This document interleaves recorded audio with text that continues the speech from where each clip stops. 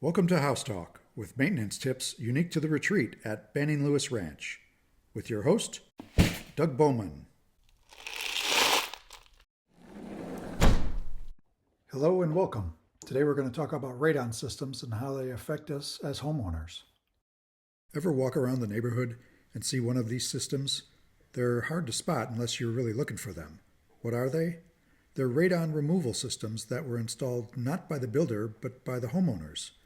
Part of the reason that they're hard to find is because less than 5% of the homes here have them installed. So what do they know that the rest of us don't? Well, I knocked on most of their doors and asked them. It turns out, most every homeowner I talked to hired their own independent home inspector before taking possession, and it was the inspectors that highly recommended a radon test be performed. So why isn't this more well known?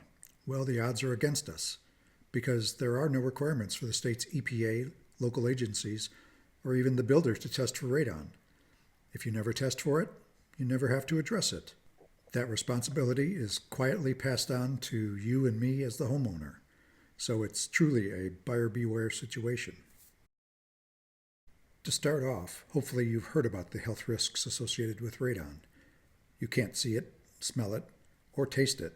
And in Colorado, nearly half of the homes have radon levels above the EPA's action levels. There are more than 500 lung cancer deaths in this state each year that are attributed to radon, second only to smoking. But lucky for us, it's preventable. So what do we need to know, and what should we do? That's what we're going to be talking about today. We're going to discuss what is radon, how it gets in your house, the EPA's radon action levels, what to do if you get high readings, how you can test your home for radon yourself, the estimated cost of a radon mitigation system, and finally, how radon can impact the buying and selling of a house. It's a lot to cover, so let's get going. So what is radon? The radon element, shown here in the middle, is a byproduct of the radioactive decay of uranium. It's the abundance of uranium-rich soils and rocks in the ground that enable radon gases to be present in every state in the USA. And since we live here in Colorado, I've added that map and circled our county of El Paso. So how does radon get into our homes? This odorless, tasteless gas enters through the cracks in our floors, the cracks in joints, and all around our pipes. And if you have a sump pump, you have the perfect highway for gases rising under your house to be funneled directly into your basement. It also doesn't matter if your home is new or old, well sealed or drafty, or with a basement or not. Either way, the gas, if not properly evacuated, can get trapped indoors, leading to high radon concentrations that can pose a real lung cancer risk. So before we talk about a good level or a bad level of radon, we need to just briefly talk about how it's measured. Like, if a doctor tells you you have a temperature of 104 degrees Fahrenheit, you know right away that's not a good number. Well, radon has a measuring bar as well. It's called picocuries per liter. It's the standard to measure radon levels in the air. This number will tell you how much radon is present in the air you breathe, and it's the number professionals use to determine if your home is within a safe range or if action is needed. So let's discuss the EPA's radon action levels. The lowest radon action level exists when radon test results are less than 2 picocuries per liter. This is a safe level that you want to be at. The second radon action level exists when radon tests are between 2.0 and less than 4 picocuries per liter. And lastly, the highest radon level is any reading that is 4.0 and higher. And like before, I've added the state of Colorado again. You can see the action level colors on the bar align with the maps.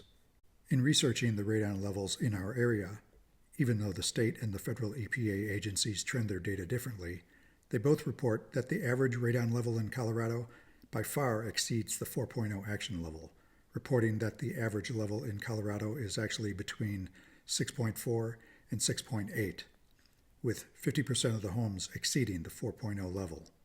You'll see a real example of that in just a few minutes when I talk about the radon test results I acquired in our neighborhood. So let's take a look at the EPA's recommended actions to take.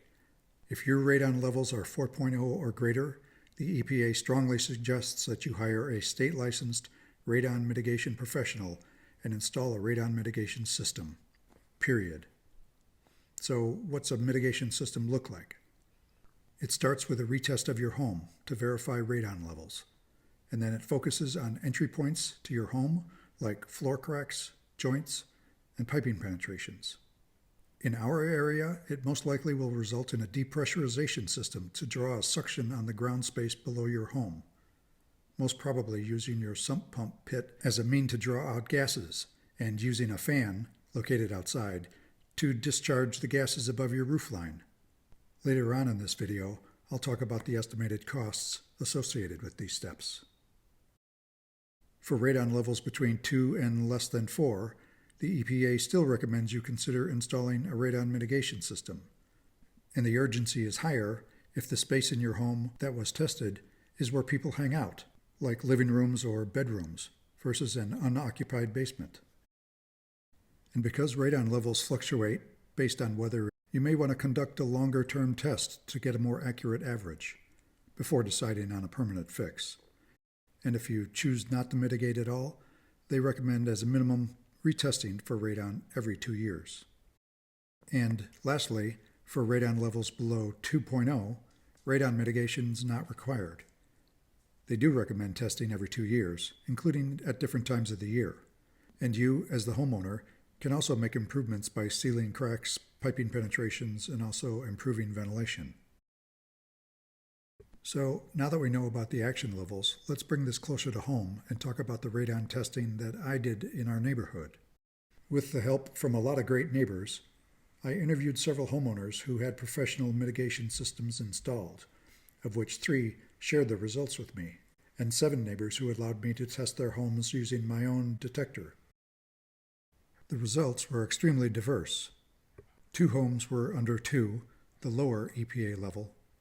2 homes fell between the 2 and below the 4 EPA level, and the remaining 6 homes all exceeded the 4.0 level. As we see here, based on the bedrock below the ground and the condition of our homes and structures, radon readings can vary dramatically from house to house. So just to confirm this, I tested 3 adjacent properties here, sampling each for 7 days. The results were 1.97, 6.45, and 9.89. You can't get much more diverse than that. The bottom line is that you have to test your own house to understand what your exposure is and then decide what action is best for you. Just because the house next door got a good reading doesn't mean that you will too. You have to test to know for sure. So how can you test your home? It's not that hard, and you can do it yourself. Most test kits that you buy take the samples they need in less than a week, followed by mailing the samples to a lab for analysis, with the results being sent back to you in 1 to 2 weeks. So where do you get these kits? Well, each year the Colorado Department of Health offers a free test kit with the lab analysis included, but you have to request a kit before they run out. Otherwise, you can obtain these kits from stores like Amazon, Lowe's, or Home Depot. Just search on radon test kits. Another option for testing is to spend a little more and purchase your own digital radon detector. These offer digital readouts of the long-term average readings, like over 90 days. They also display the short-term readings, like over the last 24 hours. With these detectors, you're always testing. Results are immediately available, and there's no mailing samples or paying for lab analysis.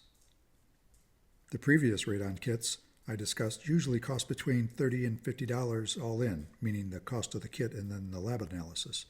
And that's for each test you take, while these digital radon detectors can be purchased for less than $100, and it operates for you 24/7. You can pick these up from Amazon and Home Depot. The key thing about all these tests is to follow the manufacturer's recommendations if you want to get the best information possible. Since we're talking about money, I wanted to come back around to give you an idea what the professional radon mitigation system might cost. The cost of a retest by a radon mitigation professional should cost you between $100 and $150.